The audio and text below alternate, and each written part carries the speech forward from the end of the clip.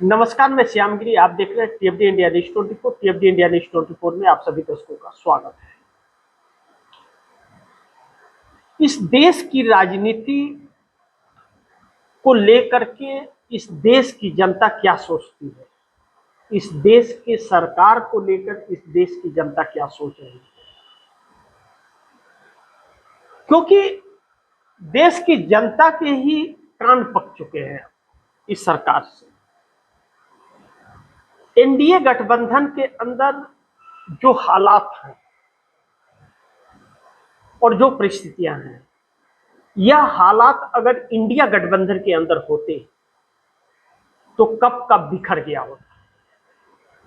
लेकिन ऐसा क्या वजह है कि एनडीए गठबंधन टूटने के कगार पर है, लेकिन फिर भी सब साथ है? वह वजह क्या है? लेकिन अब एनडीए गठबंधन अब सुरक्षित रह पाएगा, इस बात की गारंटी कोई नहीं दे सकता। एक बात तो है, नरेंद्र मोदी नसीब की बड़ी तेज है कि इतना सब कुछ हालात बिगड़ने के बावजूद, पूरी सरकार फेल होने के बावजूद, पूरा देश तबाह होने के बावजूद भी पीएम की कुर्सी पर विराजमान है। इस बात से इनकार नहीं किया जा सकता कि नसीब के तेज व्यक्ति, जो किसी काम का व्यक्ति नहीं है, उसके चेहरे पर नकाब उतर चुका है, लेकिन फिर भी है। अब महत्वपूर्ण बिंदु यह है कि एनडीए गठबंधन टूटने के कगार पर अब एक ऐसे मोड़ पर आ गया है कि आगे कुआं पीछे खाई है, गिरना जरूर है उसे, चाहे जिस तरफ गिरे। अब देखना यह होगा कि नरेंद्र मोदी इसे संभाल पाते हैं या नहीं, अमित शाह संभाल पाते हैं कि नहीं, क्योंकि मोदी और शाह दोनों एक्सपोज हो चुके हैं। अमित शाह से भी सवाल पूछने के पत्रकार हिम्मत दिखाने लगे हैं। आसाम और पश्चिम बंगाल में उनसे सवाल पूछे जा रहे हैं और वह भाग रहे हैं। नरेंद्र मोदी पूरी तरह से घिर चुके हैं। ऐसे में एनडीए टूटने के कगार पर है। नरेंद्र मोदी ने बहुत बड़ी गलती कर दी है और इस गलती का हर्जाना कीमत नरेंद्र मोदी को कुर्सी गवा कर चुकानी पड़ेगी।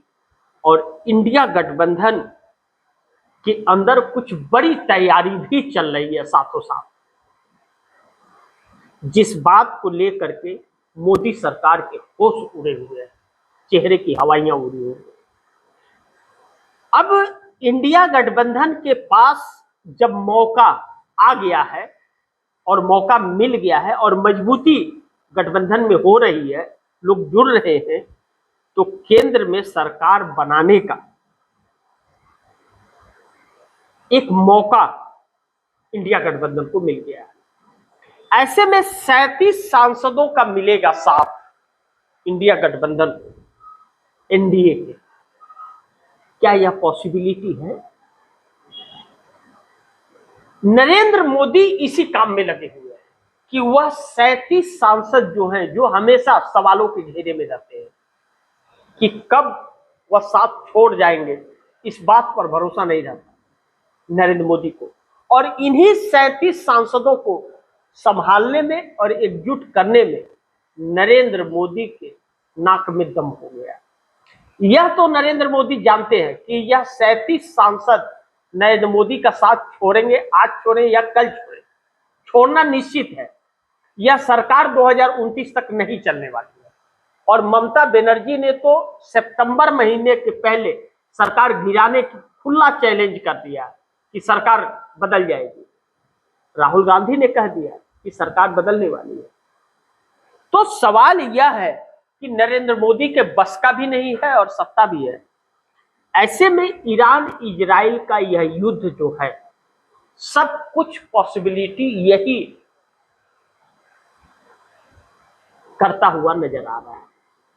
यही युद्ध का परिणाम होगा कि नरेंद्र मोदी सत्ता से जाएंगे। ट्रंप के खिलाफ एक ऐसा माहौल बन गया है कि उन्हीं की पार्टी उनके खिलाफ हो गई है। 90 लाख जनता अमेरिका के अंदर सड़क पर आकर के खड़ी हो गई। ट्रंप की सांसें फूल रही हैं। नेतन्याहू को लेकर इजराइल में बगावत हो रहा है और नरेंद्र मोदी देश को कह रहे हैं कि लंबी परेशानियों से निपटने के लिए तैयार रहिए, लंबे समय के लिए दिक्कत आने वाला है। यानी कि नरेंद्र मोदी ने यह फैसला कर लिया है कि चाहे कुछ भी हो जाए, रसिया सब कुछ देना बंद कर दे, ईरान बंद कर दे, सारे रास्ते बंद हो जाए, देश भूखा मर जाए, लेकिन इजराइल और अमेरिका का साथ नहीं छोड़ेंगे। यह बात बखूबी नरेंद्र मोदी सोच करके बैठे हुए हैं और पहली बार सच कहा नरेंद्र मोदी ने पार्लियामेंट में कि बहुत बड़ा संकट आने वाला है, देश तैयार रहे उसके लिए और भगवान भरोसे अपने आप को छोड़ दे। बचेगा तो आने वाली जिंदगी जिएगा और नहीं बचेगा तो ऊपर जाकर हर कीर्तन करेगा, लेकिन मैं कुछ नहीं कर सकता। यानी कि मोदी कुछ नहीं करने वाले हैं, बल्कि इस आपदा में मोदी गरीबों के खून चूस कर असूली करने वाले हैं। यही वजह रहा कि समुद्री किसानों को, जो समुद्री मछुआरों को डीजल मिलता था सामान्य रेट पर, जो आम व्यक्ति को मिलता है उसी रेट पर, नरेंद्र मोदी ने उसे कमर्शियल में तब्दील कर दिया और 112 रुपया लीटर डीजल कर दिया, जिसके वजह से चंद्रबाबू नायडू मोदी से समर्थन वापस लेने के लिए मजबूर हो गए।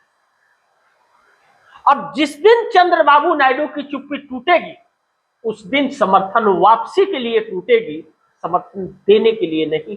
यह तो सत्य है। और अगर इसके बावजूद भी चंद्रबाबू नायडू मोदी सरकार के साथ बने रहे तो चंद्रबाबू नायडू का राजनीतिक कैरियर ही नहीं, वजूद तक आंध्र प्रदेश से खत्म हो जाएगा, क्योंकि 3 वर्ग चंद्रबाबू नायडू से खासे नाराज हो गए। किसान, मजदूर, मुस्लिम समुदाय और समुद्री किसान, और यही चंद्रबाबू नायडू के सत्ता का राज है। ऐसे में चंद्रबाबू नायडू के 16 और 2 पवन कल्याण के 18 सांसद कैसे साथ दे नरेंद्र मोदी का?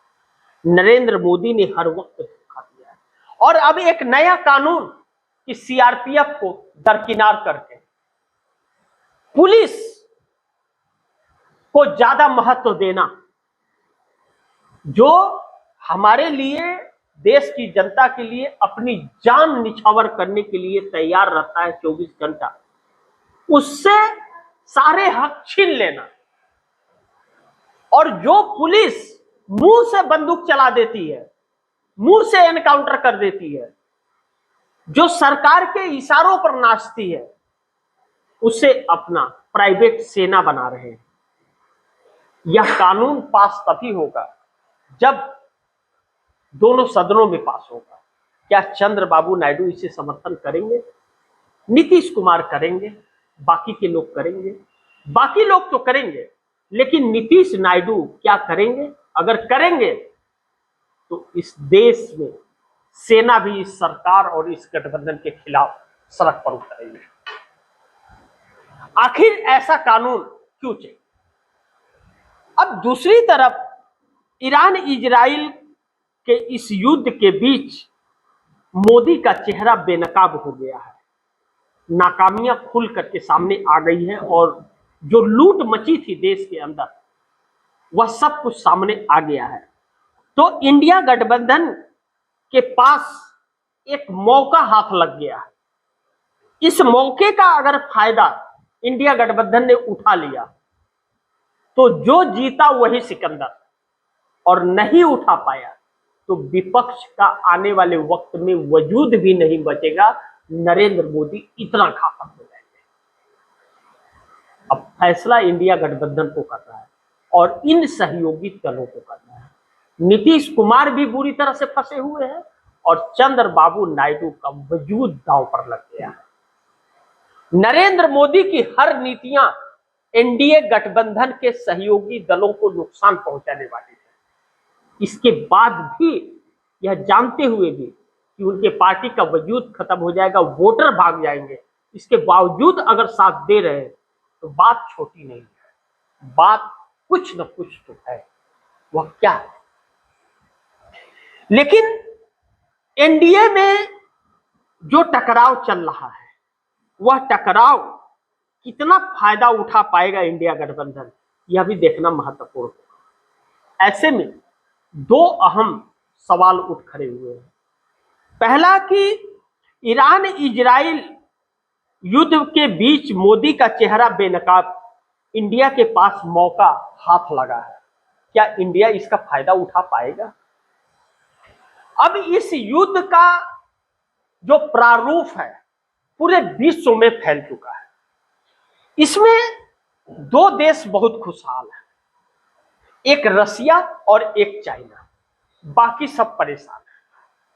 और भारत गेहूं में घूंड की तरह पीस रहा है, और भारत अपने कर्मों से पीस रहा है। नरेंद्र मोदी को चूंकि मेहनत नहीं करना पड़ा है इस देश की सत्ता में आने के लिए, चंद जुमलों का सहारा लेकर आने वाली नरेंद्र मोदी की सरकार जिस रुपए को पतला और सरकार की कमजोरी बताती थी, उसी नरेंद्र मोदी के सरकार में रुपया डॉलर के मुकाबले 95 को पार कर गया। अब रुपया पतला है या रुपया मोटा है, अब साख गिर रही है या साख बच रही है, नरेंद्र मोदी को इसका जवाब देना चाहिए। लेकिन ऐसे सवालों पर नरेंद्र मोदी मुंह पर ताला मार लेते हैं। यही दुर्भाग्य है इस देश का, ऐसा किसी ने सोचा नहीं था। लेकिन वक्त बड़ी तेजी से बदल रहा है और यह वक्त इस सरकार को बैकफुट पर ला करके खड़ा कर रहा है। ऐसे में ईरान इजराइल के इस युद्ध में रसिया ने पूरी तरह से पेट्रोल और गैस बेचने पर रोक लगा दी है, ऑर्डर पास किया है कि 1 अप्रैल से लेकर के और 30 जुलाई तक वह कोई भी तेल और गैस नहीं बेचेगा। यह गौरतलब है कि पूरी दुनिया में इसका हाहाकार मचा हुआ है। बहुत से देशों में लॉकडाउन लगना शुरू हो गया है, भारत में भी वह दिन आएगा। लेकिन चूंकि अभी चुनाव है, भारत में इमरजेंसी भी लग सकता है। लॉकडाउन की बात ही भूल जाइए आप, इमरजेंसी के हालात होंगे, क्योंकि भारत के सभी रूट बंद हो चुके हैं और भारत के खजाने खाली हो चुके हैं। रुपया पतला नहीं, रुपया गड़क में जा चुका है। देश की अर्थव्यवस्था चरमरा गई है, शेयर मार्केट क्रैश हो रहा है। इंडिया गठबंधन की तरफ से राहुल गांधी लगातार इन सवालों को खड़ा कर रहे हैं, जनता के बीच भी और मीडिया के बीच भी। मीडिया दिखाता नहीं, वाइट तो लेता है, सोशल मीडिया पे डाल देता है, लेकिन टीवी चैनलों पर दिखाने से परहेज करता है, क्योंकि वह बिका हुआ है, सरकार का दलाल बना हुआ है, सरकार से मोटी रकम ले रहा है सरकार की नाकामियों को छिपाने के लिए। और विपक्ष पर सवाल खड़ा करता है वह गद्दार मीडिया, जो इस देश का सबसे बड़ा गद्दार साबित हो रहा है, देश से सच्चाई छिपाने का। सरकार से ज्यादा बड़ा गुनाहगार इस देश की वह गोदी मीडिया है, जो देश से सच्चाई छिपाकर झूठ का प्रचार करती है। कभी भी इस देश की मीडिया ने भारतीय जनता पार्टी, आरएसएस या एनडीए के अंदर के टूट फूट टकराव को बताया, दिखाया? नहीं दिखाया, उसे मास्टर स्ट्रोक बताया। लेकिन इंडिया गठबंधन के अंदर सांस भी अगर किसी ने लिया तो वह अलग अलग हथकंडे अपनाया, डिबेट किया उस पर। ममता बनर्जी ने एक शब्द अगर कह दिया तो इंडिया गठबंधन को बैकफुट पर ला करके खड़े कर देते हैं। विपक्ष से सवाल पूछता है यह गोदी मीडिया, लेकिन सरकार से जुर्रत तक नहीं दिखा पाता। अब ईरान इजराइल के इस युद्ध में जो परिस्थितियां आई है, पूरी तरह से वॉकआउट इससे कर रहा है गोदी मीडिया, इस पर चर्चा नहीं कर रहा है। इस देश में जो दिक्कतें लोगों को हो रही हैं, लंबी लंबी लाइनें, कतारें लग रही है, उस पर चर्चा नहीं करता। क्यों? क्योंकि वह सरकार का दलाल है, और जो चर्चा करता है उसके ऊपर कार्रवाई होती है, चैनल बंद किए जाते हैं, प्रताड़ित किए जाते हैं, अलग अलग तरह के हथकंडे अपनाए जाते हैं। लेकिन फिर भी सोशल मीडिया के अंदर वह ताकत आ गई कि उस गोदी मीडिया को कदमों में झुका करके रख दिया है, उस गोदी मीडिया को फेल कर दिया है। सोशल मीडिया ने हर एक पल, हर एक खबर, हर एक कटघरी का देश की जनता के पास पहुंचा रहा है, और इस देश की जनता भी उसी सोशल मीडिया को सराह रही है और अपना प्यार मोहब्बत दे रही है। ऐसे में मोदी सरकार बार बार बैकफुट पर आ रही है। मोदी सरकार को बचने का कोई रास्ता नहीं मिल रहा है, सारे चेहरे से नकाब उतर गए हैं, बैकफुट पर आ गई है, नाकामियां इस सरकार की देश के सामने आ गई है। फिर भी हमारे देश का प्रधानमंत्री रैलियों में कॉलेज बंद करा करके गलगोटिया यूनिवर्सिटी और गाजियाबाद जैसे कॉलेजों से बच्चों को अपने रैली में बुलाता है, क्योंकि जनता उसकी रैली में नहीं आ रही है। जनता का रैली में ना आना और यूनिवर्सिटी से बच्चों को बुलाना उन माँ बाप के उम्मीदों के साथ धोखा है, उस बच्चे के भविष्य के साथ धोखा है। जो बच्चे पैसे देकर यूनिवर्सिटी में पढ़ने आते हैं, ऐसा गलगोटिया यूनिवर्सिटी कि चाइना के रोबोट को ला करके और अपना मैन्युफैक्चर रोबोट बता दिया कि मेड इन इंडिया, लेकिन वह पकड़ा गया और दुनिया में ने मुंह पर थूका, लेकिन फिर भी शर्म कहा। वह यूनिवर्सिटी नरेंद्र मोदी की रैलियों में भीड़ ले जाने का काम कर रहा है, बच्चों को प्रताड़ित किया जा रहा है, आदेश दिया जा रहा है कि आना ही पड़ेगा और हर हर मोदी नारे लगाने ही पड़ेंगे। यह तो सरकार का अस्तित्व बचा है। ऐसे में नंबर 2 पर अगर हम बात कहें, या इसमें एक लाइन में जोड़ू कि इंडिया गठबंधन के पास यह मौका ईरान इजराइल के युद्ध ने दिया है इस देश के निजाम को बदलने के लिए। अगर अब भी नहीं हुआ तो फिर कभी नहीं होगा, यह बात सत्य है। लेकिन नंबर 2 पॉइंट्स पर अगर हम चर्चा करें कि एनडीए में चल रहे टकराव का कितना फायदा उठा पाएगा इंडिया गठबंधन, जब एकनाथ शिंदे हो, चंद्रबाबू नायडू हो, नीतीश हो, बार बार इनकी बातें आ रही है, टकराव की बातें आ रही है, मनमुटाव की बातें आ रही है, तो क्या इंडिया गठबंधन इस कोशिश में लगा हुआ है? क्योंकि दोनों की तरफ अगर 30 सांसदों का हेरफेर है, 25 सांसदों का हेरफेर है, तो फिर ऐसे में कौन किस पर हावी होगा यह देखना महत्वपूर्ण होगा। लेकिन भारतीय जनता पार्टी अपने 272 के आंकड़े को पूर्ण करने के लिए ऑपरेशन लोटस चला पड़ी है। अमित शाह जो ऑपरेशन लोटस ब्यूरोक्रेसी के दम पर डंडा बजा करके ईडी सीबीआई इनकम टैक्स का चलाते हैं, जेलों में डालने का, एफआईआर करने का, बदनाम करने का, चरित्र हनन करने का, वह सब कुछ जारी है। लेकिन ना तो नायडू को तोड़ पा रहे हैं, ना तो नीतीश को तोड़ पा रहे हैं। नीतीश कुमार के गिरधारी यादव जो बांका संसदीय क्षेत्र से सांसद है बिहार के, वह पार्टी से बगावत इसलिए कर दे जेडीयू से कि वह एनडीए के साथ नहीं रहना चाहते। एनडीए विश्वासघाती, नरेंद्र मोदी विश्वासघाती है, अमित शाह विश्वासघाती है, बार बार नीतीश कुमार को यह बात कहते नजर आ रहे हैं। गिरधारी यादव के बेटे आरजेडी लालू प्रसाद यादव की पार्टी में जाकर शामिल हो गए, सब कुछ सहने को, अपनी सहजता तक गंवाने को तैयार हो गए, लेकिन इस बात पर कायम रहे। आज नीतीश कुमार के साथ वही हो रहा है, छल।